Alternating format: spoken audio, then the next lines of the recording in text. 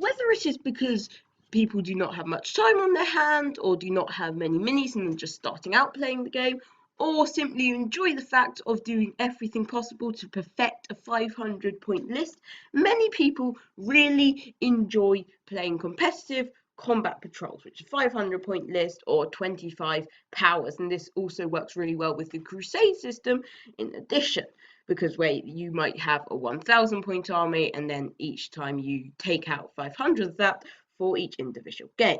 So in today's video, I'm going to be going over how to best perfect your combat patrol, particularly with Death Guard. I'm going to be talking about my personal combat patrol and any tips that I would like to give you to perfect your combat patrol. So I think I'm going to start off with a very simple one, and this is make sure you have something really good at sitting on a back objective. Now this is really important. The first time I played a combat patrol just after 9th edition came in, I made the mistake of not doing this and it had a really bad impact, because most times when you play a combat patrol there will be an objective at the back which will usually give you 1 or 2 victory points every turn. So, or I don't know how the victory points system works, I get really confused, but you're going to get a decent amount of victory points by sitting on that back objective. So there are 2 ways of getting this perfect. The first way is to get the cheapest unit in your army. Now this is why I have a chaos spawn and it's 23 points or simply 1 power.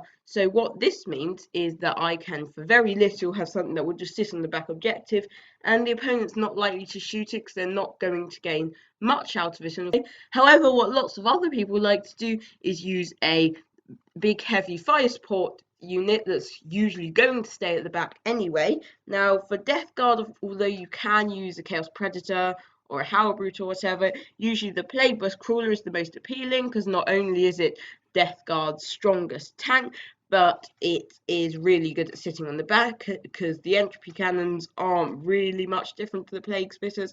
Maybe a tiny bit worse, but if you equip them with 2 entropy cannons and the Plague Bus Mortar, you can do quite a bit of damage from sitting at the back of the map. And of course you do always want heavy support, and this is really useful, particularly as the Plague Bus Mortar. You don't have to have line of sight, which means you can hide away your Plague Bus Crawler a bit more, put it in cover or whatever, and it will consistently put out quite a bit of damage each turn, because of course 8 minus 2d3 is a profile that sort of works against infantry and heavy units. Now of course the only problem with this is the entropy cannon 8 minus 4d6. It's really designed against tanks and really heavy units, which you might not get too many of in the combat patrol.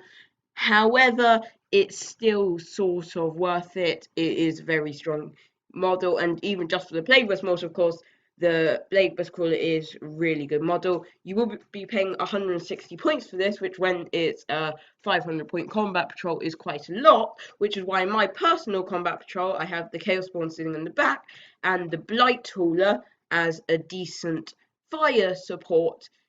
Because here's the thing with Affiliate Blight Hauler, it's very useful. I think if you have a Plague Bus Crawler, I wouldn't also put in Affiliate Blight Hauler, because that's probably going to be enough heavy fire support. But the thing is with the Mephitic Blight Hauler is not only does it give out quite a few shots, it gives out 1 shot with a missile launcher, which you can use frag if you want to go against very light infantry, and with the multi-melter, because of the most recent FAQ, and of course this will come out properly in the codex, but you actually get 2 shots, and when you're within half range you do d6 plus 2 damage, which makes it a lot more appealing, particularly for short range fire support, and you're not losing out of moving this forward with the rest of your army.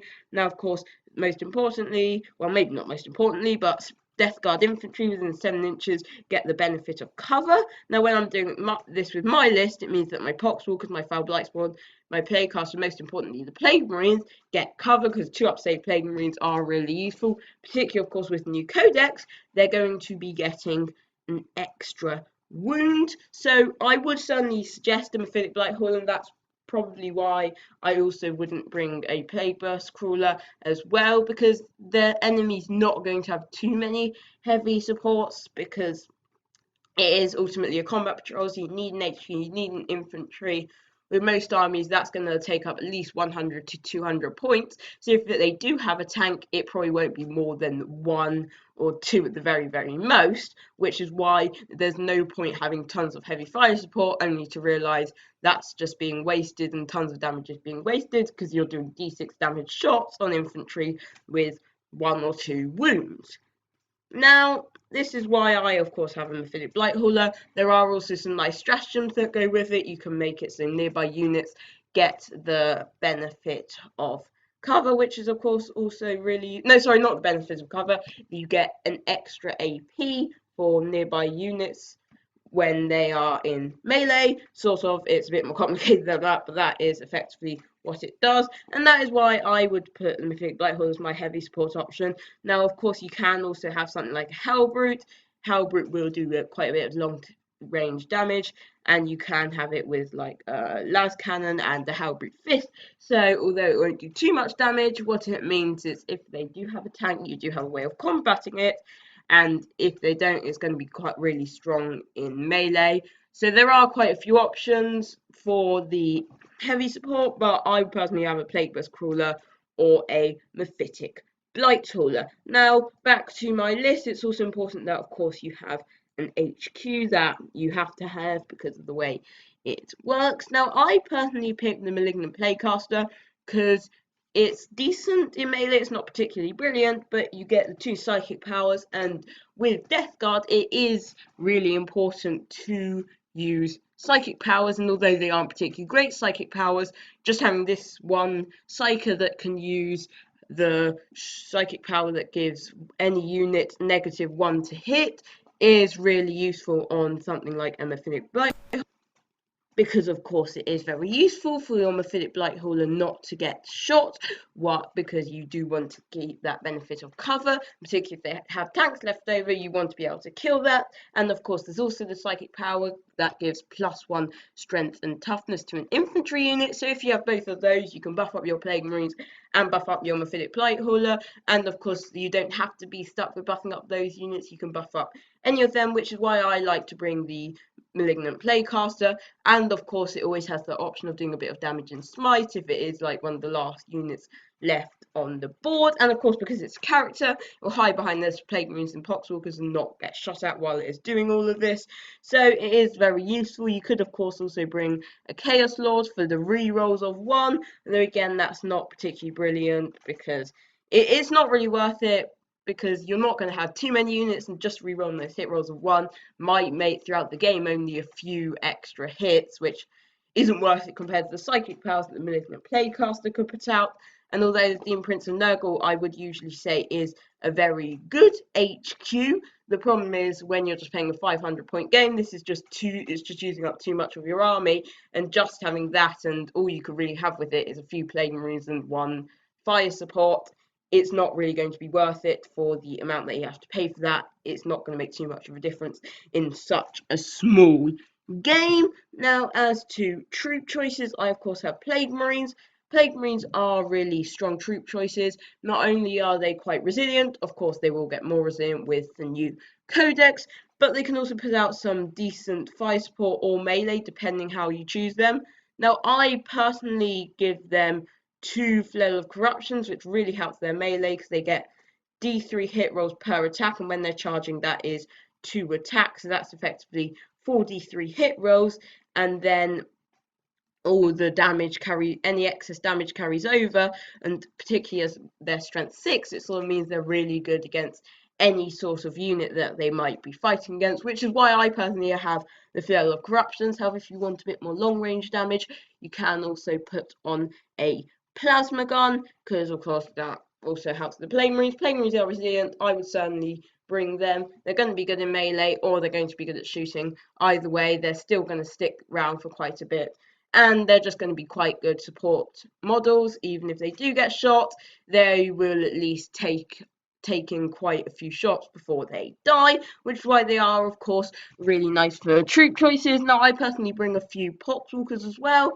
because Poxwalkers, they're not that strong. If you give them +1 strength and toughness, they can be decent in melee, and they are good at sitting on side objectives, particularly at the end of the game. If it's going to be really annoying if the enemy has like 1 or 2 units left, which you're locking up in melee, and you've just got 3 Poxwalkers sitting on objective scoring points, which is why, of course, they're also really useful. Also, it means that if your Plague Marines do get shot, your characters will still be protected, because, of course, you need 3 models within 3 inches for that to be protected, which is why I do bring Poxwalkers with my list. Now, last of all in my list, I have a Foul Blightspawn. Now, I think for almost all Death Guard lists, whatever point value, Foul Blightspawn is really useful.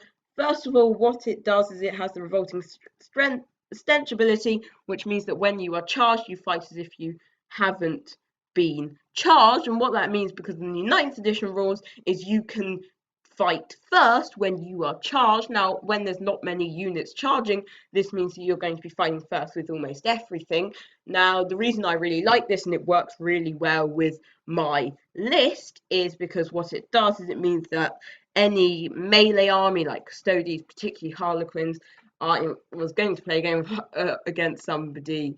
They were going to bring Harlequins, and they just thought there's literally no way of them beating this, because as soon as they get into melee, I'll just demolish them with my Flail of Corruptions by fighting first, and whatever unit it is, I'll probably kill it instantly, and they end up just bringing Chikari, because it's just it's basically impossible for a melee focused army to go against this list when you have that. And in addition, of course, the Foul Blightspawn does do a lot of damage with d6 shots at 2d6 minus 3/3. I can go on about how good this is, but I do have another video about Foul Blightspawn tactics, which is in the top right corner right now if you want to see that. So it is really useful, the Foul Blightspawn. It's the best Death Guard unit. I don't want to go into too much detail. It's really good. I would always have at least one of these in your list, and it's only 85 points. You're definitely going to think at the end of it that it was worth spending those points. Now, as for stratagems and also relics and warlord traits. So first of all, as to which plague company you're going to do, I don't think it really matters. They've all got decentish abilities. None are particularly special for the list that I'm playing. Although, of course, you might want to look at them for the list that you are playing. Of course, if you have lots of Terminators, which I personally wouldn't recommend, there's one of the ones that works with Terminators. But I'm going to say for this one, I have Poxmongers, because first of all, if you want, you can use the relic that helps out the Demon Engine, your Mephilic Blighthauler or Plague Burst Crawler, whatever you want to bring. But what I like is that when resolving attack with a melee weapon by friendly Poxmongers model against an enemy infantry unit while you're within 7 inches of the Warlord, you get an extra AP, which is of course really nice for Poxwalkers, because AP 0 to AP 1. You can also make that AP 2 once you use a stratagem that you can use on the Mephilic Blighthauler, and that makes quite a big difference, which is why I do really like that Warlord trait. And of course it also helps for plague weapons, because if you've got the Flail of Corruptions, what it does means is that the other Plague Marines with their Plague Knives will still be able to do a decent amount of damage. Now, as for Warlord traits, I would probably, if I don't bring this, I would almost always have Arch Contaminator, get to reroll wound rolls with plague weapons, all failed wound rolls, which of course really useful. Plague Marines, Flail of Corruptions, you're hitting a lot of times, and then you're wounding almost always with the reroll and failed wound rolls, and it does always really help. And of course there's also the Worm Spitter relic, which when fired at something, whatever the model that it hits, everything you fire at that turns into a plague weapon. Well, effectively is a plague weapon for that turn, which combined with Arch Contaminator could mean that, particularly in the 500 point list, you can just pick units that you want to target. So either of those are really good. If you do want, you can put, I would personally make sure to put this on the Malignant Playcaster and not the Foul Blightspawn, because it's a pistol, and the way pistols work is you fire pistols or other weapons. You don't want to lose your Foul Blightspawn's weapon. However, you can also put Arch Contaminator on the Foul Blightspawn. So it doesn't really matter what relics and warlord traits. It's not the biggest thing for this list. The important thing about this list that I personally have is that it's basically puts out decent firepower, and if you don't want to face it in melee, so if you've got another melee army, it's really difficult to beat. And if you have a shooting army, I'm going to try and charge you, and if you want to run away, then you're effectively going to let me have the centre of those boards and get lots of primary objectives. So of course this is really good with primaries because it is also very resilient. So I do hope you enjoyed this video. Make sure to like and subscribe and turn on notifications, because I'm going to be putting out new videos every time there is any news on the new Death Guard Codex, which should be soon. I am hoping for the best, because it's going to be released before the end of this year, and it's already October. So look out for that. Make sure to like and subscribe. Hope you enjoyed. Hope you found this very useful. But for now, bye.